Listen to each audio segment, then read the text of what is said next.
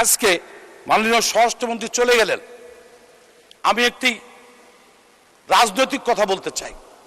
আমার দেশে মসজিদের রাজনীতি বন্ধ করতে হবে। মসজিদের রাজনীতি বন্ধ করতে হবে। মসজিদ আল্লাহর ঘর, মসজিদে মানুষ নামাজ পড়বে, মসজিদে কোরআন শরীফ পড়বে, কিন্তু একটি রাজনৈতিক দল মসজিদে যাই রাজনীতি করে। মাননীয় স্বরাষ্ট্রমন্ত্রীকে অনুরোধ করব আইন পাশ করার জন্য, যাতে কোন মসজিদ মাদ্রাসায় রাজনৈতিক মিটিং করা যাবে না।